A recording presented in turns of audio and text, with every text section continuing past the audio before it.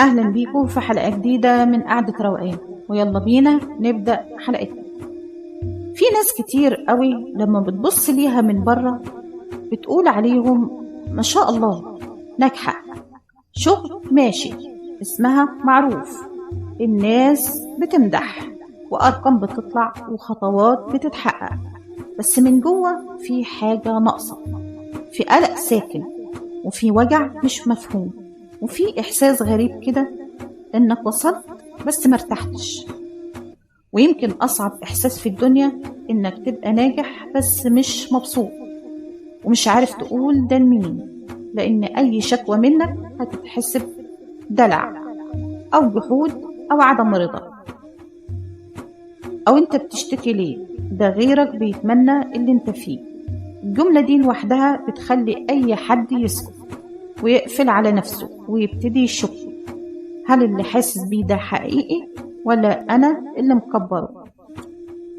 بس خليني أقول لكم حاجة من الأول وبوضوح، الإحساس ده حقيقي ومش قليل ومش نادر ومش عيب. في فرق كبير بين النجاح والراحة.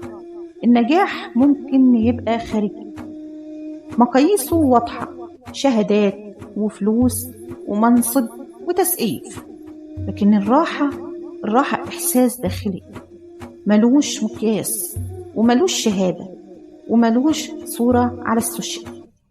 الراحة في إنك تصحى مش تقيل، في إنك تنام من غير صداع، في إنك تحس إنك في مكانك حتى لو لسه ما وصلتش.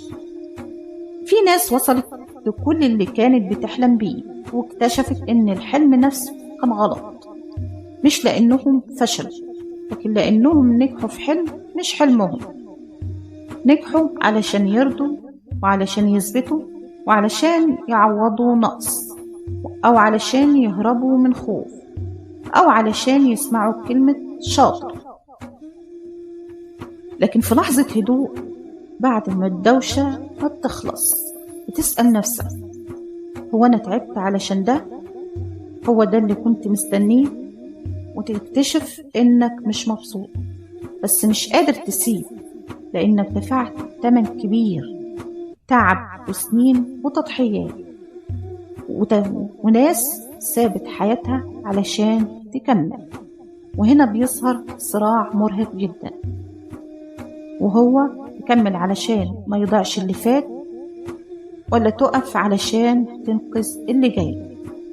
في ناس بتختار تكمل وتلبس قناع الرضا وتضحك وتنجح أكتر بس من جوه بتفضل، وفي ناس بتختار تواجه وتخاف وتتلخبط بس بتحاول تدور على نفسها من جديد.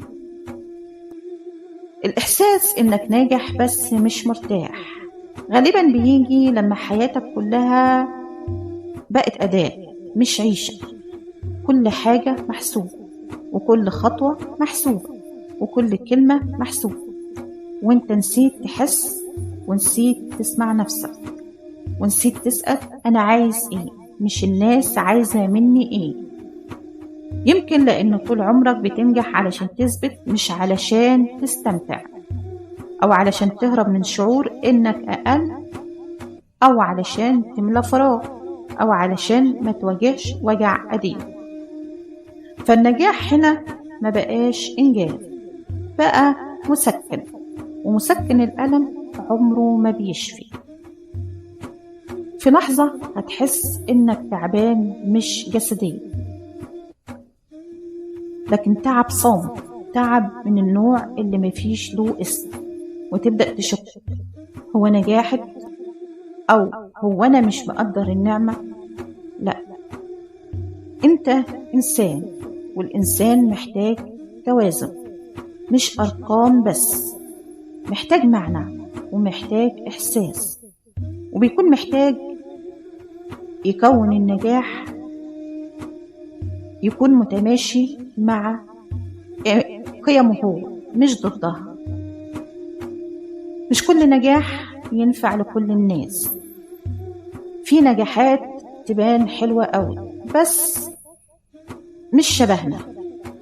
يمكن الراحة مش في إنك تهد كل حاجة، ولا في إنك تستقيل من حياتك، لكن يمكن الراحة في إنك تعترف وتفهم وتعيد ترتيب أولوياتك، وفي إنك تسمح لنفسك تراجع وتغير وتبطأ حتى لو الناس مستغربة.